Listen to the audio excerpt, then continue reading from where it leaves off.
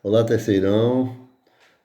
Começando hoje um capítulo que, em relação ao Enem, não tem assim muita importância não, né? A embriologia. Existe a embriologia experimental, que é muito interessante. Existe a embriologia também dentro da teoria da evolução, como provas, né? Da teoria da evolução. Agora, de um modo geral, né, nos últimos anos aí, a gente não tem visto quase nada de embriologia no Enem. Até mesmo quando se falou muito em microcefalia, né, envolvendo aí a Zika, eu até cheguei a falar com alguns alunos que talvez, né, o assunto fosse lembrado, mas isso não aconteceu, não. Então vamos começar a embriologia. Aqui tem uma frase mais filosófica do que outra coisa, né? Não é preciso pressa na literatura, um romance é como a gravidez, aquilo fica dentro de você crescendo, incomodando até sair. Então, vamos começar a nossa embriologia. Aqui uma brincadeira que eu costumo fazer em sala de aula, mas que tem uma relação interessante. Olha só como é que seria isso. Eu costumo falar assim, poxa, as mulheres falam tanto do parto, né? Poxa, seria muito mais interessante se elas colocassem um ovo. Mas imaginem quantas mudanças teriam que ocorrer se por acaso uma mulher fosse um ser ovíparo, né? Seriam mudanças anatômicas, mudanças fisiológicas. Por exemplo, dentro desse ovo não poderia estar presente nem ureia, nem amônia. Teria que ser ácido úrico. Isso implicaria, então, em mudanças no organismo da mulher, né? Então, isso aí fica só como uma brincadeira, evidentemente, não mais do que isso. Bem, o espermatozoide, né? Já que nós vamos falar de fecundação, né? Afinal de contas, a embriologia começa a partir do ovo. Aqui está o espermatozoide. Então vamos focar aqui a cabeça do espermatozoide, onde nós temos o acrossoma, né? O acrossoma nada mais é do que o complexo golgiense. E ele contém enzimas que são fundamentais no momento da fecundação. Afinal de contas, a gente vai ver daqui a pouquinho como é que o ovócito se encontra quando é lançado na tuba uterina. Então, o acrossomo vai ter esse papel fundamental de liberar enzimas que vão facilitar a penetração do espermatozoide no óvulo. Aqui na peça intermediária do espermatozoide, nós temos as mitocôndrias. É claro que todo mundo entende a importância das mitocôndrias aqui na peça intermediária, né? Ou seja, elas são elas representam a fonte de energia. Então, o espermatozoide consome muita energia, já que ele tem que se deslocar, né, do fundo da vagina até a tuba. Então, isso envolve um consumo energético muito grande. Daí a importância das mitocôndrias, só que elas ficaram posicionadas aqui na peça intermediária. E vocês se lembram também que todas as mitocôndrias que nós possuímos vieram de nossa mãe, né? Lembram disso? Porque a peça intermediária do espermatozoide não penetra no ovócito. Portanto, toda e qualquer mitocôndria que temos derivam do ovócito. E o flagelo, né, que vai executar seus movimentos, semelhante a chicote, né, para permitir o deslocamento do espermatozoide até o encontro com o ovócito. Bem, já que eu falei de espermatozoide, eu não gosto como é que eu vou dizer a vocês, não prestar homenagem, né? Aqui está uma foto de Anton van Leeuwenhoek, esse holandês, né? É o homem do espermatozoide, é o homem dos micro-organismos, foi ele que descobriu isso tudo pela primeira vez, né? A gente nem imaginava, quer dizer, tinha-se uma ideia da relação entre o esperma e a gravidez, mas não se sabia muita coisa. Ele acabou criando também uma teoria falsa, né? Porque o microscópio dele também tinha uma ampliação muito pequena. Aí ele imaginou, né, aquela figura de uma criança em miniatura dentro do espermatozoide. Então essa criança era colocada dentro da mulher e dentro da mulher crescia, se desenvolvia, etc. e tal. Mas seja como for, apesar desse erro, o Leeuwenhoek teve um papel super importante, né?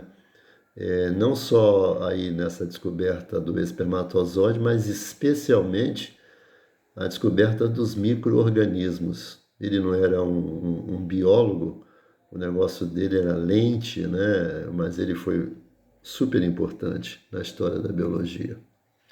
Bem, quando a gente fala em espermatozoide, né? Vou colocar assim mais longe, a gente vê uma quantidade muito grande de espermatozoides, todo mundo sabe disso, né? Que a quantidade produzida é muito grande, né? Imagina-se, inclusive, que um homem, se produzir menos de 20 milhões por milímetro cúbico de espermatozoide, ele não consegue ser pai, né? Isso parece meio contraditório, né? Porque às vezes você vê uma pessoa dando uma entrevista, né? Um estudioso do assunto, aí alguém pergunta, aquele primeiro líquido que sai na cabeça do espermatozoide quando o homem está excitado, já contém algum espermatozoide? Ah, sim. E aquilo pode gerar uma gravidez? Sim, se for no período fértil. Mas ao mesmo tempo, se um homem produzir, como a gente está falando aqui, menos de 20 milhões por milímetro cúbico, ele não consegue ser pai. Fecundação, né? O fenômeno super importante, né? Agora, é sempre bom lembrar que o espermatozoide vai penetrar no ovócito, como a gente está vendo aqui, né? E não no óvulo. O ovócito ele só vai se converter em óvulo quando o espermatozoide penetrar. Por isso que está aqui essa interrogação. Aí o segundo glóbulo polar será expulso e o ovócito secundário vai se converter em óvulo e o óvulo logo logo vai virar também zigoto. Então é isso que acontece aí na fecundação, que no nosso caso ocorre na tuba uterina. Aqui um momento super importante, a membrana de fecundação, ou seja, quando o espermatozoide, aquele que vai penetrar no ovócito, quando ele invadir o óvulo, né, no caso o ovócito, perdão, o ovócito vai criar a membrana de fecundação, porque ele muda a sua aparência e isso impede a penetração de outro espermatozoide. É claro que vocês sabem que já se pensou, né, erroneamente, evidentemente, que o surgimento de gêmeos, né, derivava da penetração de mais de um espermatozoide. Olha só, falou-se já em cone de atração, né, que seria um lugar mais, como é que eu vou dizer, suscetível, né? Mais frágil para o espermatozoide penetrar. Isso tudo já caiu, né? Até porque esses estudos sobre fecundação que nós tínhamos eram mais voltados quando se estudava estrela do mar, ouriço do mar e tudo mais. Bem, aqui nós temos uma figura onde aparecem alguns espermatozoides e lá no fundo nós temos um cariótipo, né? E não um genoma. O cariótipo é o conjunto de cromossomos, né? O conjunto diploide da espécie, enquanto que o genoma é o conjunto haploide. Evidentemente que o espermatozoide ele teria um conjunto haploide. E nesse caso aqui, esse indivíduo seria um homem. Vou aproximar aqui, ó, vocês estão vendo o cromossomo X e o Y no 23º par. Aqui está o momento em que o ovócito é lançado na tuba uterina. Quero destacar a letra F aqui, representando essas células que estão circundando o ovócito. Essas são células foliculares.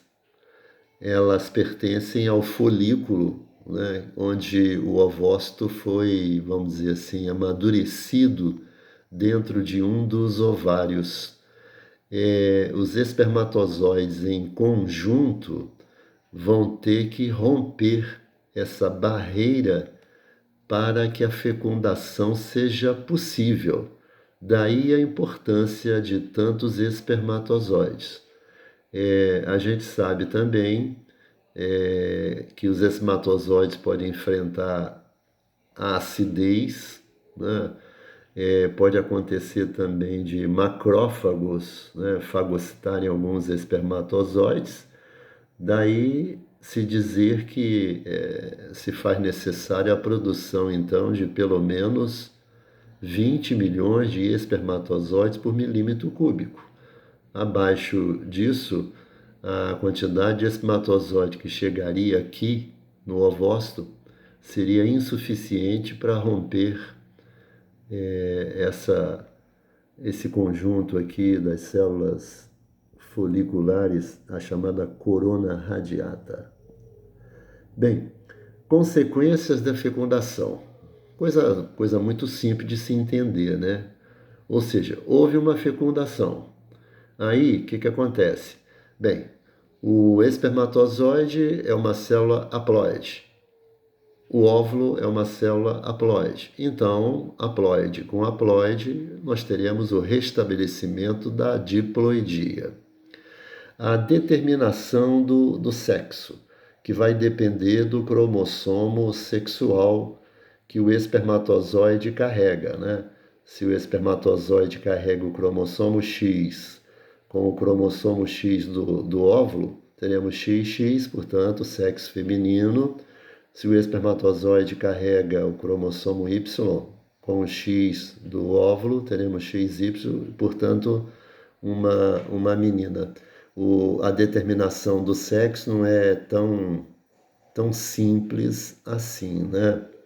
Existem outros fatores, mas de um modo geral, sim.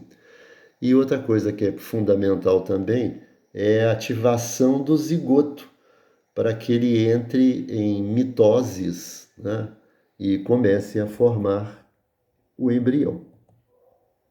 Bem, a fecundação ela pode ser externa, né, ocorrendo na água, como está aqui peixes e anfíbios. Isso não quer dizer que todo peixe e todo anfíbio realiza a fecundação externa. E interna, né, que ocorre dentro do organismo feminino, como répteis, aves e mamíferos. É claro que, de um modo geral, fala-se assim, a fecundação interna ela é muito mais garantida, porque, afinal de contas, ela acontece num espaço mais limitado, que é o organismo feminino, então a chance do espermatozoide se encontrar com o óvulo é muito maior, né? Mas vale lembrar que esses animais que se reproduzem através da fecundação externa têm muito sucesso.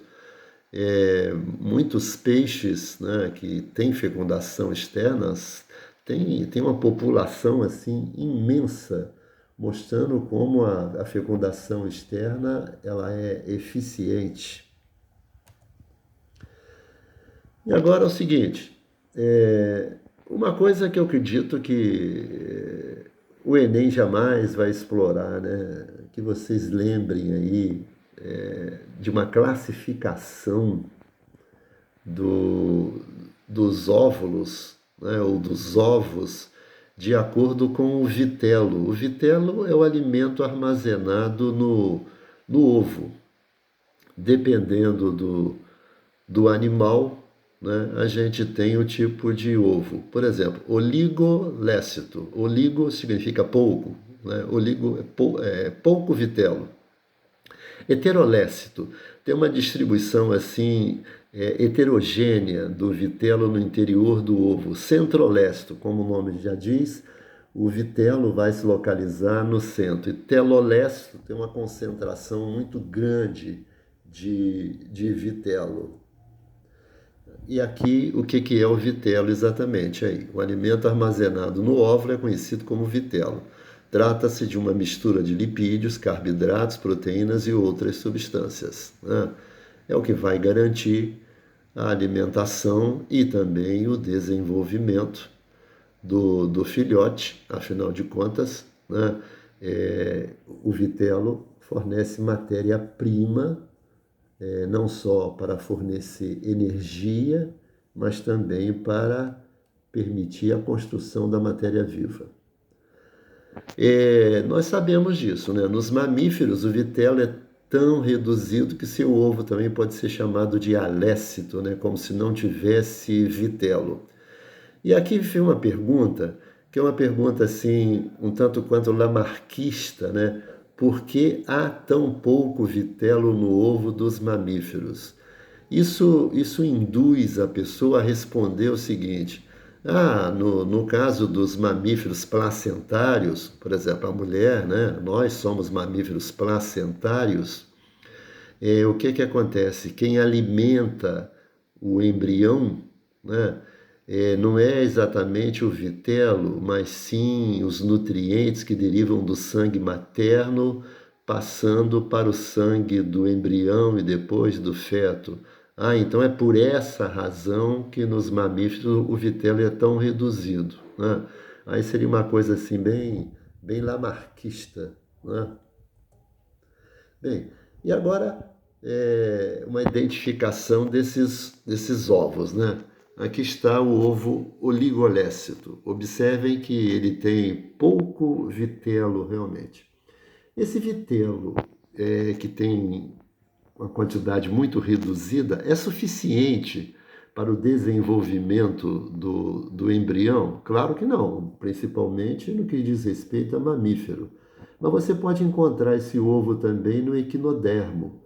Aí você fala, mas e no caso do equinodermo também não é suficiente? Não. Mas é suficiente para quê? Para formar uma larva, mas não um equinodermo completo. O ovo heterolécito, esse é o ovo dos anfíbios. Observe aqui que no polo animal, onde está presente o núcleo, tem uma quantidade de vitelo menor, enquanto que no polo vegetativo, aqui, ó, tem uma quantidade de vitelo muito maior. Aí o que acontece? A divisão celular é muito mais intensa no polo animal do que no polo vegetativo. Então as células serão mais numerosas, porém menores, aqui no polo animal e serão maiores e em menor quantidade aqui no polo vegetativo. Esse é o ovo telolécito, né? É o ovo da ave, o ovo do réptil, né? Ou seja, tem tanto vitelo que sobra um pequeno espaço do ovo sem vitelo. Isso permite que do ovo de uma tartaruga, por exemplo, saia uma tartaruguinha, não saia uma larva, né? Que do ovo de uma ave saia um filhote completo. Isso porque a quantidade de vitelo é tão grande, né, que permite isso. E aqui o ovo do inseto, por exemplo, né, o ovo centrolécito, né, porque o vitelo se concentra exatamente no centro, certo? Então, os ovos são classificados de acordo com a distribuição do vitelo e também a quantidade. A segmentação são as mitoses que o ovo vai sofrer. Então, a rapidez da segmentação depende do tipo de ovo e, consequentemente, da quantidade de vitelo, né? Ou seja, quanto mais vitelo, né? Eu até falei com vocês que no ovo do anfíbio, no polo vegetativo, que tem muito vitelo, a segmentação é mais lenta, enquanto que no polo animal a segmentação é mais rápida, porque tem pouco vitelo. E aí a gente tem o seguinte, se há pouco vitelo, né, a segmentação será assim igual, ou seja, as células resultantes da mitose serão iguais. E aqui no ovo do anfíbio, por exemplo, observem, as células do polo animal são menores, enquanto que as células do polo vegetal são maiores. Aí é desigual, né? Agora, por que é chamada de total ou holoblástica? Porque em todo o espaço do ovo, olha só, vamos aproximar aqui do igual, em todo o espaço do ovo, há células. Aqui também, mesmo que elas sejam desiguais, mas em todo o espaço há células. Então, é o tipo de segmentação total ou holoblástica, porque holo tem esse significado, né, de total. Aqui, só para reforçar mais uma vez, seria uma segmentação onde os blastômeros, que são essas primeiras células do embrião, têm o mesmo tamanho. Aqui ó, 4 células, aqui 8 células. Todas elas têm o mesmo tamanho. É isso que eu estou falando com vocês. Seria uma bobagem realmente ficar explorando isso no Enem, né? Entenderam? Mas nunca se sabe, né? Equinodermos e mamíferos, né? Aliás, equinodermos e mamíferos, né? Equinodermos e cordados, né? são próximos. Já aqui, nos anfíbios, como eu falei com vocês, ó, a segmentação é total, mas é desigual, porque as células aqui do polo vegetativo, né, onde tem muito vitelo, elas são maiores, enquanto que as células do polo animal, onde tem pouco vitelo, elas são menores e depois serão mais numerosas também.